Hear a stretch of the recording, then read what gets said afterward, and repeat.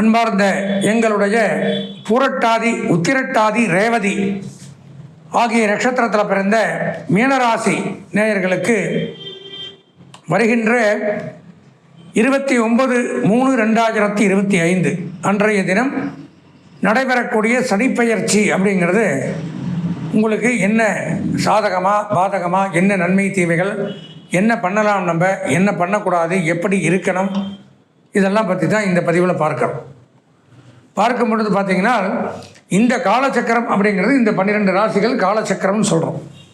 இந்த 12 ராசியில் 12வது ராசி உங்களோட லாஸ்ட் உங்களது தான். மீனராசி 2 மீன்கள் தலைகீழாக இருக்கும். ஜலராசி மிகச்சிறப்பான ராசி, இரக்க குணம் கொண்டவர்கள், பிறருக்கு உதவி செய்யக்கூடியவர்கள், அங்குமிங்கும் ஓடி அலையக்கூடியவர்கள், வெளிநாட்டு பிரயாணத்தில் விருப்பமுடையவர்கள், இறை பக்தி, ஆன்மீகம், பெரியோர்களிடம் மரியாதை, இதெல்லாம் இருக்கக்கூடியவர்கள் அப்படின்னு வச்சுக்கலாம். அப்பேற்பட்ட தங்களுக்கு இந்த சனிப்பெயர்ச்சி ஆகுது. இவ்வளோ நாளாக ராசிக்கு 12ஆம் இடம் அப்படிங்கிறது, இது ராசி, இங்கே இருந்தால் 12, இது 2, இது 1. அப்போது இந்த 12ஆம் இடத்துல விரயஸ்தானத்தில் சனி பகவான் இருந்தார். இப்போ என்ன பண்ணுறாரு, இங்கிருந்து பெயர்ச்சியாய் இங்கே வரார், உங்கள் வீட்டுக்குள்ளே வந்து உட்கார்றார். ஜென்மச்சனி அப்படின்னு பேர். சனி வந்து இவ்வளோ நாளாக உங்கள் காலில் இருந்தார், இப்படி கொஞ்சம் கொஞ்சமாக நகர்ந்து ஏறி வந்து தலை மேலே இப்படி உட்கார்றார். இங்கே உட்காரும் பொழுது அமுக்குவார். பிரச்சனை, அலைச்சல், வேதனை, துன்பம், துயரம், சங்கடங்கள், மன உளைச்சல், விரயம், பொருளாதார கட்டங்கள், பிரிவு, ரொம்ப நெருக்கமானவர்கள் பிரிவு, அதனால் கெட்ட பெயர், அசிங்கம், அவமானம், பாவம், பழிச்சொல், விரயங்கள், விபத்து, வாகன பழுது, இதெல்லாம் கொடுப்பார். நன்மைங்கிறதுக்கு வாய்ப்பில்லை. ஜென்மச்சனி எப்படி, அது 7.5 சனியில் நடு இங்கே தான் இருக்கார். இது கடைசி 2.5, இது 5, இது புதுசாக 2.5 ஆரம்பம். அப்போது அது வந்து நன்மையை தராது. கூட ராகுவும் இருக்கார், எப்போ 2 மாதத்துக்கு அப்புறம் தான் ராகு பயிற்சியாய் இங்கே வரார். 12க்கு ராகு வரார். அது ஓரளவு நன்மையை கொடுக்கும். இது ரொம்ப மோசம், ரொம்ப ரொம்ப மோசம். இருக்கிறதுலே பார்த்தோம்னா மீனத்தில் தான் சனி வரார். அப்போ இந்த 12 கட்டத்திலேயே ரொம்ப கஷ்டப்படுறது மீனராசின்னு வச்சுக்கலாம். அப்போது இங்கே இருக்கக்கூடிய ராகு இங்கே வரும்பொழுது திருவாதிரை, சுவாதி, சதயம் இந்த நட்சத்திரக்காரர்கள் பயப்பட வேண்டியதில்லை. அவருடைய திசையில் பிறந்தவர்கள் யோகத்தை கொடுக்குறார். 12ஆம் இடத்துக்கு ராகு வரும்பொழுது மீனராசிக்கு நன்மைகளை கொடுப்பார். வெளிநாடு போகலாம், இழந்த செல்வங்களை பெறலாம், தன்னால் இழந்த செல்வங்கள் கிடைக்கும். பிரிந்த நண்பர்கள், பல வருடங்களாக சந்திக்க முடியாமல் இருந்த நண்பர்கள் ஒன்று சேரலாம். எப்போவோ யாருக்கோ கொடுத்த பணம் திருப்பி கிடைக்கும். தொலைந்த பொருள் கிடைக்கும். இதெல்லாம் கிடைக்கும். மிராக்கலாக இருக்கும். இது எப்போவோ எங்கேயோ 10 வருஷத்துக்கு முன்னாடி ராமேஸ்வரம் போனப்போ விட்டுட்டு கடலில் விட்டுட்டு வந்தேன், அதே இப்போ விட கைக்கு வந்து வரும். அதிசயம் யார் மூலமாக எங்கேயோ சுற்றி வந்து வரும். அந்த மாதிரி 12ல் ராகு வரும்பொழுது அந்த மாதிரி யோகம் உண்டாகும். அடுத்த கிரகம் அப்படின்னு பார்த்தோம்னா, இவ்வளோ நாளாக 3ஆம் இடத்துல மறைந்திருந்த உங்கள் ராசிநாதன் இந்த இடத்துல இருந்தார். அவர் வந்து பயிற்சியாகி 4ஆம் இடத்துக்கு வரார். 4ஆம் இடத்துக்கு வரும் பொழுது ஆயில்யம், கேட்டை, ரேவதி நட்சத்திரக்காரர்களுக்கு சூப்பராக இருக்கும். பட் மீனராசிக்கு இடமாற்றம், அர்த்தாஷ்டம குரு, இடமாற்றம், வேலை மாற்றம், துன்பம், துயரம். ராசிநாதன் உங்களுக்கு ராசிக்கு அதிபதி குரு தான் மீனத்துக்கு. அவர் 4ல் வரும்பொழுது புதன் வீட்டுக்கு வர்றார். இடமாற்றம், வேலை மாற்றத்தை கொடுக்குறார். பட் அதே சமயம் புதனுடைய வீட்டுக்கு வரார். அப்போ புதுசாக விஷயங்கள் தெரிஞ்சுக்கிறது.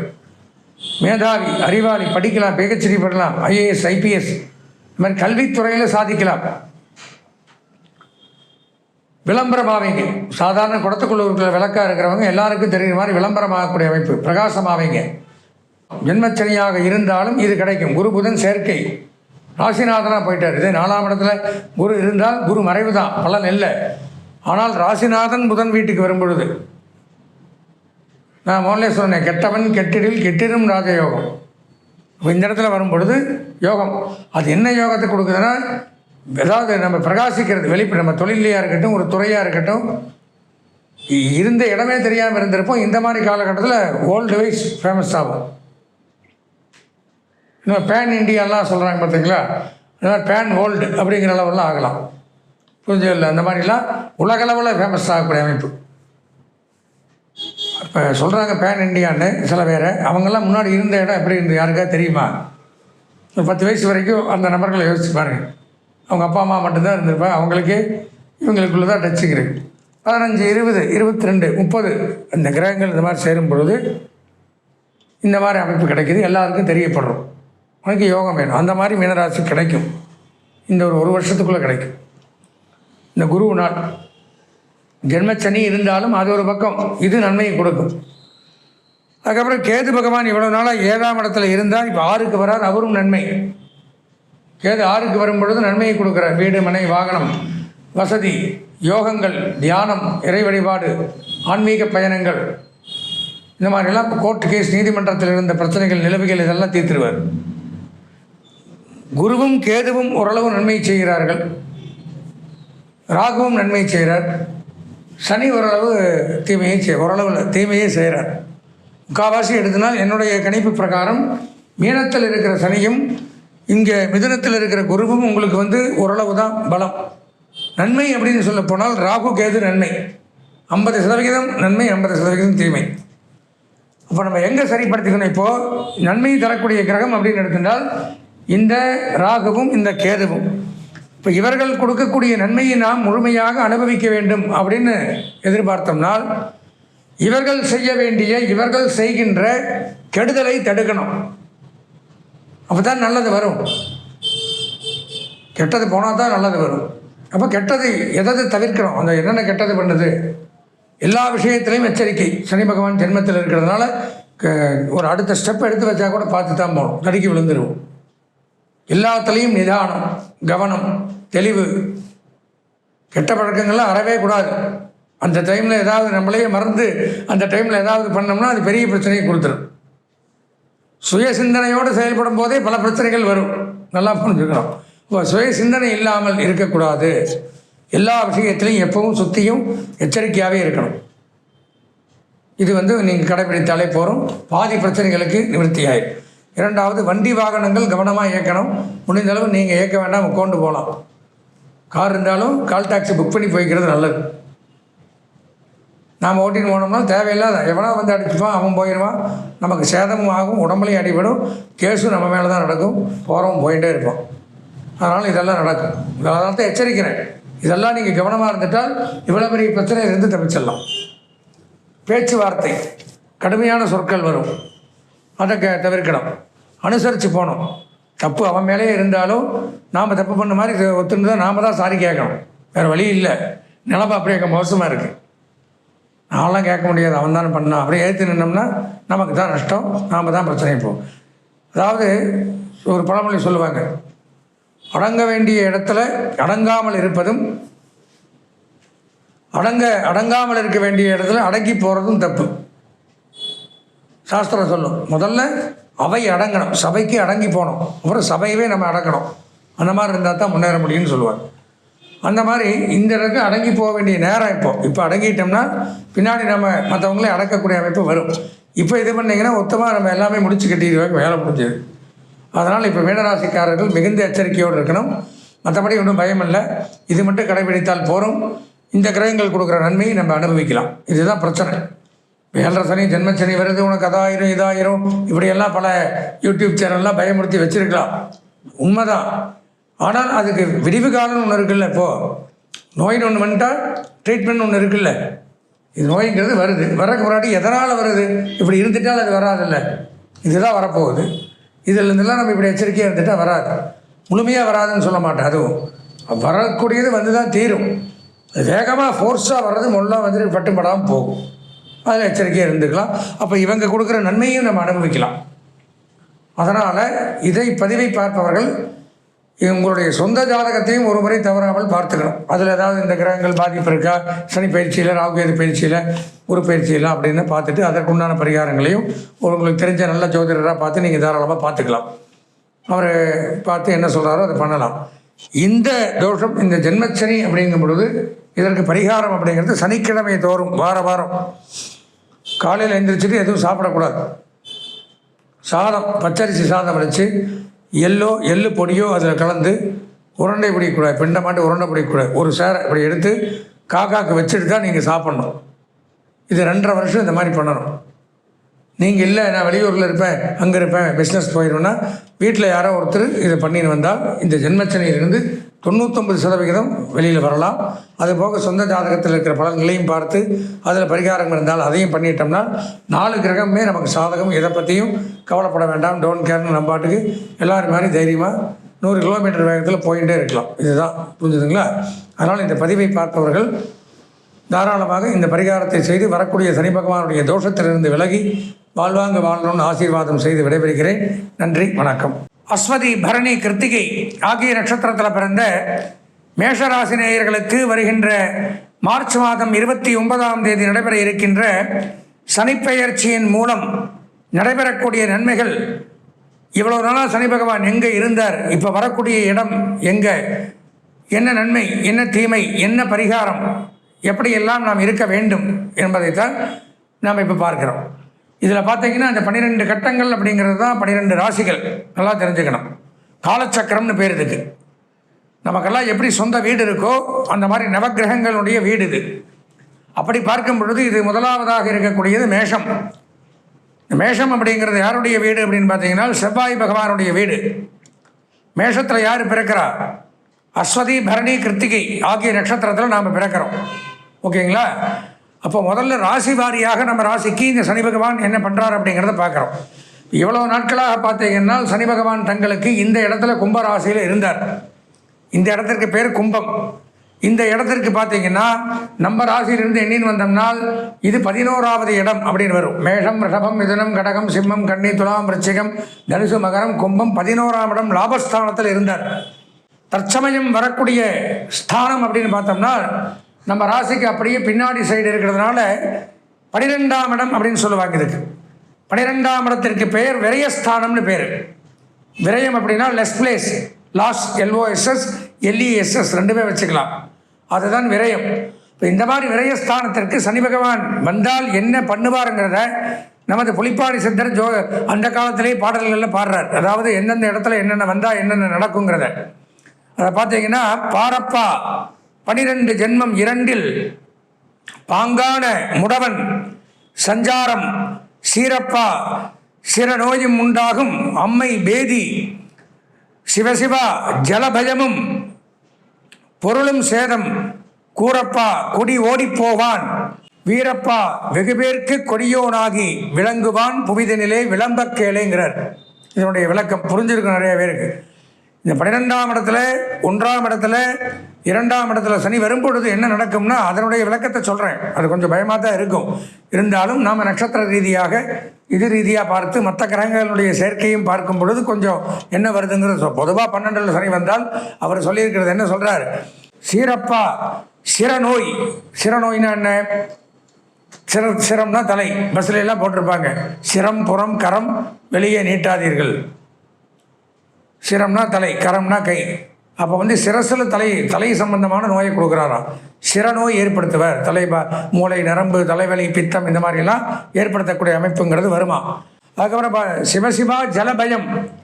ஜலத்தில் தண்ணீரில் கண்டம் எச்சரிக்கையாக இருக்கணுங்கிறதுக்காக இதை சொல்கிறோம். சிலதெல்லாம் முன்னாடியே வாண்டட் பண்ணிவிட்டு நீங்கள் எச்சரிக்கையாக இருக்கலாம், இதிலேருந்து தப்பிச்சுக்கலாம். தண்ணியில் நான்லாம் ஸ்விம்மிங்கில் ஃபஸ்ட்டு வருவேன், கடலில் குளிப்பேன், ஆற்றுல குளிப்பேன், எங்கே இருந்தால் தண்ணியை பார்த்துட்டு எங்கே பார்த்தாலும் இறங்கிடுவேன். நிறைய பேர் இதெல்லாம் பேச்சு வாக்கில் சொல்கிறது. அது நம்ம அதில் ஜாம்பவானாக இருக்கலாம். ஆனால் நமக்கு இந்த நேரங்காலமும் ஒத்து வரணும். இப்போ இந்த மாதிரி காலகட்டத்தில் ஒரு அடி எதுக்குமே அவ்வளோ ஆழத்துக்கு போகாமல் முன்னாடியே நின்று குளிச்சுட்டு வர்றதுங்கிறது நம்மளுக்கு பாங்கானது. காப்பாற்ற குளிக்கவே வேண்டான்னு சொல்லலை, ஆனால் பாதுகாப்பாக குளிக்கிறோம். அதை நம்ம கண்ட்ரோல் பண்ணிக்கிறோம். அதான் சிவசிவா ஜலபயம்ன்றார் ஒரே வார்த்தையில். அதுக்கப்புறம் பார்த்தீங்கன்னா பொருளும் சேதம். 12ஆம் இடம் விரயஸ்தானம்னு பேர். நான் முதலே சொன்னேன் லெஸ் பிளேஸ்னு. அப்போ விரயங்களை ஏற்படக்கூடிய இடத்துல இருக்கார் சனி பகவான் மேஷராசிக்கு. விரயம், பொருள் சேதம் உண்டாகுது, சேர்த்தி வச்சது, அந்த மாதிரி அமைப்புகளை கொடுக்குறார். பொருள் சேதம் அப்படிங்கிறது சொல்கிறார். கூறப்பா குடி ஓடி போகும் என்பான். குடினா குடும்பம். இந்த மாதிரி டைமில் குடும்பத்தில் சஞ்சலம், பிரிவு. ஒரு நெல்லிக்காய் மூட்டை இருக்குது, இப்போ அவுத்து இப்போ கொட்டணும்னா எப்படி சிதறி போகும், ஒரு இடத்துக்கு ஒவ்வொன்று ஓடி போகுது இல்லை. அந்த மாதிரி ஃபேமிலியில் பையன் ஒரு பக்கம், அப்பா ஒரு பக்கம், அம்மா ஒரு பக்கம், படிப்புக்காக போகலாம், உத்தியோகத்துக்காக போகலாம். அதாவது ஒன்றா இருந்து ஒன்றா சாப்பிட்டு ஒன்றா வேலை செஞ்சிருந்து சந்தோஷமாக இருந்த குடும்பம் சனி 11 இருந்த பொழுது இந்த 12க்கு வரும் பொழுது இந்த மாதிரி ஸ்தானத்தை கொடுக்குறாரு. சிதறி போகிறோம், அப்பாவுக்கு புனேயில் ட்ரான்ஸ்ஃபர், அம்மாவுக்கு ஜார்க்கண்டில் வேலை, பையனுக்கு மெட்ராஸில் காலேஜ், எப்படி இது லிங்க் இருக்கும், அந்த மாதிரி பிரச்சனைகள் கொடுப்பார். தான் குடி சிதறி போகும் அப்படிங்கிறார். புவித நிலை விளம்பக்கு இந்த பூமியிலே இப்படித்தான் இருக்கும் அப்படிங்கிறது தான் பொதுவான ஒரு அமைப்பு. அதாவது புலிப்பாணி சித்தர் இந்த 12ல் சனி வந்தால் இந்த மாதிரி சிரமங்களை அனுபவிக்கிறோம் அப்படின்னு சொல்கிறார். ஆனால் இப்போ நம்ம பார்த்தோம்னா 12ஆம் இடத்திற்கு மீனத்திற்கு வரார் சனி பகவான். மீனத்திற்கு வரும்பொழுது இதில் பார்த்தீங்கன்னா 3 நட்சத்திரங்கள் உண்டு. சனி பகவானுடைய நட்சத்திரம் பூசம், அனுசம், உத்திரட்டாதி. ஏன் சொல்கிறேன்னா சனி அங்கே வரும்பொழுது சனியினுடைய நட்சத்திரம் பூசம், அனுசம், உத்திரட்டாதி நல்லா தெரிஞ்சுக்கணும். இந்த வீடு அப்படிங்கிறது குரு பகவானுடைய வீடு, புரிஞ்சுங்களா? அந்த வீட்டுக்கு உண்டானதுன்னு பார்த்தீங்கன்னா புனர்பூசம், விசாகம், பூரட்டாதி. இவங்க இந்த இடத்துல வர்றாங்க, புரிஞ்சுங்களா? இப்போ இன்னொரு கிரகம் அப்படின்னு எடுத்துட்டோம்னா இப்போ பார்த்தீங்கன்னா சனி பிடிக்கக்கூடிய நட்சத்திரம் யாரை பிடிக்கிறாருன்னா புரட்டாதி நட்சத்திரம், உத்திரட்டாதி நட்சத்திரம், ரேவதி நட்சத்திரம். இதுதான் ஜென்மத்துக்கு வர்றார். இதுக்குள்ளே இருக்கிற நட்சத்திரங்கிறது புரட்டாதி, உத்திரட்டாதி, ரேவதி. இந்த 3ஐயும் எடுத்துக்கணும். இதில் புரட்டாதி நட்சத்திரம் யாருக்கு சொந்தம்னு பார்த்தீங்கன்னா குரு பகவானுக்கு சொந்தம். உத்திரட்டாதி நட்சத்திரம் சனி பகவானுக்கு சொந்தம். ரேவதி நட்சத்திரம் அப்படின்னு பார்த்தீங்கன்னா புத பகவானுக்கு சொந்தம். ஒரு ஜாதகமோ ஒரு நவகிரகத்திலேயோ மிகவும் முக்கிய வாய்ந்த கிரகம் அப்படின்னு எடுத்துட்டால் குரு, புதன், சனி தான். இவங்க தான் நல்லதை செய்யக்கூடியவர்கள். இந்த 3 நட்சத்திரக்காரர்களுடைய சாரத்தில் தான் இப்போ வரார் சனி பகவான். இதெல்லாம் தெளிவாக விளக்கமாக யாரும் சொல்ல மாட்டாங்க. பார்த்தீங்கன்னா மேஷராசிக்கு 12ஆம் இடம் விரயம், அதனால் நான் முதல்ல சொன்ன பலன் இதெல்லாம் நடக்கும், எச்சரிக்கையாக இருக்கின்ற. ஆனால் இன்டீரியராக நம்ம உள்ளே போய் பார்க்கும் பொழுது தான் இந்தந்த நட்சத்திரத்துக்கு இந்தந்த கிரகம் இது 3 கிரகம். சனி மட்டும் இதில் இல்லை, 3 கிரகம் ஜாயிண்ட் ஆகுது. புதன் ஜாயிண்ட் ஆகுது யாருக்கு? புரட்டாதி நட்சத்திரத்துக்கு. உத்திரட்டாதி நட்சத்திரத்துக்கு அவரோட நட்சத்திரம் சனியோடதே. அந்த மாதிரி உத்திரட்டாதி நட்சத்திரங்கிறது சனியோட பையன் மாதிரி, அவருடைய வீடு. அவர் எதுவுமே பண்ண மாட்டார், அவர் ஜாலியாக இருக்கலாம், எந்த பிரச்சனையுமே இல்லை. அதுக்கப்புறம் பார்த்தீங்கன்னா ரேவதி நட்சத்திரம் அப்படிங்கிறவர் பார்த்தீங்கன்னா புதனுடைய நட்சத்திரத்தில் வந்துடுறாரு. அப்போது எதுக்காக சொல்கிறேன்னா இவங்கள்லாம் இவருடைய நட்பு, சனி பகவானுடைய நட்பு கிரகங்கள். அப்போது இந்த சனி பகவான் அப்படிங்கிறவர் இந்த பயிற்சியில் பார்த்தீங்கன்னா இந்த இடத்திற்கு வரும் பொழுது, குருவனுடைய வீட்டுக்கு வரும்பொழுது கண்டிப்பாக மீனம்ங்கிறது குருவனுடைய வீடு, அங்கே தான் வரார். இப்போ கும்பத்திலிருந்து பயிற்சியாக இங்கே வரார். இங்கே வரும்பொழுது சனி பகவானுடைய பயிற்சி அப்படிங்கிறது நான் சொன்ன மாதிரி பயப்படுற அளவு எந்த பிரச்சனையும் கிடையாது, சமாளிக்கக்கூடிய அளவு பிரச்சனைகளே கொடுக்குறார். சிறு சிறு விரயங்கள் ஏற்படும், சமாளிச்சுக்கலாம். எதற்காக இதை சொல்கிறேன்னா எச்சரிக்கையாக நம்ம இருந்துக்கணும். விரயம்ங்கிறது இப்போது 2 விரயம் இருக்குது, சுப விரயம், அசுப விரயம். பொதுவாக பணம் செலவாகணும்னு இருக்குது. வெட்டியை தொலைக்கிறது, தண்ட செலவு பண்ணுறது, திரும்பி வராது அப்படிங்கிற செலவு உண்டு. புத்திசாலியாக இருக்கும். இப்போ நான் சொல்கிறது புரிஞ்சுன்னு புத்திசாலியாக செலவு பண்ணுறோன்னா ஒரு இன்வெஸ்ட் பண்ணிடலாம். வருது நமக்கு விரயமாக போகுது, முதல்ல ஒரு இன்வெஸ்ட் பண்ணி வச்சிடலாம், போகாது வேறு வகையில். ஒரு இடத்த வாங்கி போட்டுடலாம், ஒரு திருமணத்துக்கு செலவு சுப விரயம் பண்ணலாம், அல்லது வேறு ஏதாவது தேவையான ஒரு இதை செய்யலாம். இப்படியெல்லாம் முக்கியமானதில் கொண்டு போய் பணத்தை நம்ம இன்வெஸ்ட் பண்ணிட்டோம் அப்படின்னால் தேவையில்லாத வேறு மருத்துவ செலவு வராது, தண்ட வாகன பழுது வராது. இந்த மாதிரி இதெல்லாம் வெட்டி செலவுகள், அதிலிருந்து தப்பிக்கலாம். இப்போ 12ஆம் இடத்திற்கு சனி வரும் பொழுது பார்த்திங்கன்னா பெரிய பாதிப்பு அப்படிங்கிறது மேஷராசிக்கு உண்டு. 7.5 சனி ஆரம்பம். நிறைய பேர் அதை கேள்வி கேட்பாங்க. 7.5 சனி இப்போ ஆரம்பிக்குது மேஷராசிக்கு. மேஷராசிக்கு 7.5 சனி ஆரம்பித்தாலும் அதனுடைய 3 கிரகங்களுடைய நட்சத்திரம் புதன், குரு, சனி, இந்த 3 இருக்கிறதுனால பெரிய பாதிப்பு அப்படிங்கிறது பயப்பட வேண்டியதில்லை. ஏன்னா புதன் வித்தைகாரகன், குரு ஞானகாரகன், சனி ஆயுள்காரகன். இவங்க 3 பேர் ஒன்று சேரும் பொழுது விரயங்களை கொடுக்க மாட்டார், நன்மையைத்தான் செய்வார். அதற்கு போக நம்மளுடைய சொந்த ஜாதகத்தையும் எடுத்துக்கணும். இது பொதுவாக ஜென்ரலாக மேஷராசிக்கு தான் சொல்கிறேன். நம்மளுடைய சொந்த ஜாதகத்திற்குள்ள சனி பகவான் எங்கே இருக்கார், அவர் நன்மையை செய்கிறாரா, எந்த ஸ்தானத்தில் இருக்கார். இந்த 12 கட்டத்தில் சனி நம்ம சொந்த ஜாதகத்தில் ஏதோ ஒரு இடத்துல வீட்டிருப்பார். அப்போ வீட்டில் இருக்கும் பொழுது அவரும் நன்மையை செய்கிறாரா அப்படிங்கிறதையும் நாம் பார்க்கணும். 2வது, இந்த சனி பயிற்சி மட்டும் இந்த ஆண்டில் வரல, அவர் மட்டும் நமக்கு பலனை கொடுக்கல. ராகு பகவான், ராகு பயிற்சியும் நடக்குது. ராகுகேது பயிற்சி தனியாக போடுவோம், இதே மாதிரியே உங்களுக்கு விளக்கமாக அதனுடைய பலன்களை சொல்லுவோம். இருந்தாலும் இது அவரும் வரும்பொழுது ராகு இப்போ இருக்கிறதே, இப்போ சனி இருக்கிற வீட்டில் மீனத்தில் தான் இருக்கார். இந்த ராகுவும் சனியும் பார்த்தீங்கன்னா இவர் மார்ச்சில் பயிற்சியை மே மாதம் வரைக்கும் 2 பேரும் ஒன்றா பயணம் பண்ணுவாங்க, ஜேர்னியில் இருப்பாங்க, சனியும் ராகுவும். அப்போ என்ன பண்ணுவார்னா திருவாதிரை, சுவாதி, சதயம் இந்த நட்சத்திரத்தில் பிறந்தவர்களுக்கும் நன்மை. இவங்க யாருன்னு பார்த்தீங்கன்னா திருவாதிரை மிதுன ராசிக்காரர்கள், சுவாதி துலாம் ராசிக்காரர்கள், சதயம் கும்பராசிக்காரர்கள். இந்த கும்பராசிக்கு 2ஆம் இடத்துக்கு பொதுவாக சனி பயிற்சி சரியில்லை. மிதுன ராசிக்கு பார்த்தீங்கன்னா அதுக்கும் போய் தன்னால் 9லேருந்து நன்மை பண்ணார். இப்போ 10க்கு வரார். 10ஆம் இடத்துக்கு இங்கே இருக்கிற மிதுன ராசியிலேருந்து பார்த்தீங்கன்னா இது 10ஆம் இடம் அப்படிங்கிறது வரும். அப்படி வரும்பொழுது பார்த்தீங்கன்னா தொழில் ஸ்தானம், ஜீவனஸ்தானம், கர்மஸ்தானங்கிற இடத்துல கை வைக்கிறார். ஆனால் ராகு பகவானும் சனி பகவானும் சேரும் பொழுது ராகு திசையில் பிறந்தவர்கள் திருவாதிரை, சுவாதி, சதயம் நல்லா தெரிஞ்சுக்கணும். அப்போ அந்த திருவாதிரை நட்சத்திரத்திற்கும் சுவாதி நட்சத்திரத்துக்கும் சதய நட்சத்திரத்துக்கும் இந்த தொழிலில் முடக்கத்தை கொடுக்க மாட்டார்.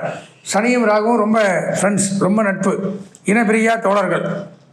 அப்போ அவர் அனுகிரகம் பண்ணினார். ராகு கேது பயிற்சியில் இந்த 3 நட்சத்திரம் கவலை இல்லை, சனி பயிற்சியிலையும் கவலை இல்லை. குரு பயிற்சி அப்படிங்கிறதும் மே மாதத்தெல்லாம் நடக்குது. அப்போ பார்த்தோம்னா குருவுடைய நட்சத்திரம் அப்படின்னு நான் சொன்ன மாதிரி புனர்பூசம், விசாகம், புரட்டாதி. குரு எங்கே போகிறாரு? ரிஷபத்திலிருந்து இந்த மிதுனத்துக்கு போகிறார். மிதுனத்திற்கு போகும்பொழுது மிதுன ராசி அப்படின்னு பார்த்தோம்னா புனர்பூசம், திருவாதிரை, மிருகசீரிஷம் அவருக்கும் நன்மையை செய்கிறார். அப்படி பொதுவாக கலந்து நம்ம பார்க்கும் பொழுது இந்த நான் சொன்ன 9 நட்சத்திரக்காரர்களுக்குமே இந்த சனி பயிற்சி அப்படிங்கிறது நன்மையைத்தான் கொடுக்கும். 12ஆம் இடத்துல வந்துட்டார், விரயம் தான் நடக்கும். நமக்கு 7.5 சனி பிடிச்சிருச்சு, என்ன நடக்க போகுதோ அப்படிங்கிற பெரும் பயத்திற்கெல்லாம் நம்ம ஆளாக வேண்டாம். நன்மைகள் நடக்கும். ஏன்னா நட்சத்திர ரீதியாக நாம் பிறந்த தசாபுத்தி ரீதியாக நான் முதல்ல சொன்ன மாதிரி ஒவ்வொருத்தரும் 3 நட்சத்திரம் ஒரு திசையில் பிறப்போம். அப்படி பார்க்கும் பொழுது இதில் சேர்றது குருவுடைய நட்சத்திரம் வருது, புதனுடைய நட்சத்திரம் வருது, சனியினுடைய நட்சத்திரம் வருது, ராகு கேது பயிற்சியில் அவங்களுடைய நட்சத்திரம் வருது, குரு பயிற்சியில் அவங்களுடைய நட்சத்திரம் வருதுனால இந்த 2.5 ஆண்டுகளுக்கு பார்த்திங்கன்னா மேஷராசி நேயர்கள் அப்படிங்கிறவங்க ரொம்ப பெரிதாக பயப்பட வேண்டிய அவசியம். 7.5 சனியினால் பயப்பட வேண்டாம். விரயச்சனியினால் பொதுவான ஒரு வாக்கியம், விரயச்சனினா என்ன, நான் ஜென்ரலாக ஒரே வார்த்தையில் முடிக்கிறேன். அதாவது சனி பகவான் ஆயுள்காரர்கள், ஆயிலை கொடுக்கக்கூடியவன் 12ஆம் இடத்துல விரயம் மறைஞ்சு போயிடுறார். அப்படின்னா என்ன பலன் கிடைக்கும்? சிம்பிளாக எல்லாரும் சொல்கிறது தான். ஆயுள்காரகன் 12ல் மறைஞ்சிட்றார், லெஸ் ஆகிடுறார். அப்படின்னா ஆயுள் இல்லை, ஆயுளுக்கு கண்டம், இதுதான் எல்லாரும் சொல்லுவாங்க. அதுக்குள்ளே இவ்வளோ நேரம் விளக்கம் சொல்லியிருக்கேன். அது அப்படி அல்ல, அதை மட்டும் சொல்ல முடியாது. நட்சத்திரங்கள் எதாவது பார்க்குது, எந்த கிரகம் அது கூட ஜாயிண்டு, எவன் நட்பு, எவன் பகை, எந்த கிரகம் உச்சம், இப்படி எல்லாம் பார்த்து பண்ணும்பொழுது ஒன்றுமே இல்லை, உங்களுக்கு பிரச்சனையே இல்லை. இருந்தாலும் நம்மளுடைய சொந்த ஜாதகத்தை ஒரு முறை பார்த்து அதில் இந்த சனி பகவான் 12ஆம் இடம் விரயச்சனி நமக்கு ஏதாவது பாதிப்புகள் பண்ணுமா அப்படிங்கிறதை ஒரு முறை நல்ல தெளிவான நல்ல ஜோதிடர்கிட்ட உங்கள் ஜாதகத்தை காமிச்சு அதை நீங்கள் தெளிவாக பார்த்தீங்கன்னா இந்த வரக்கூடிய சனிப்பயிற்சி மேஷராசிக்கு மிகவும் நன்மை வாய்ந்ததாக அமையும் என்று கூறி வாழ்த்தி விடைபெறுகிறேன். நன்றி, வணக்கம்.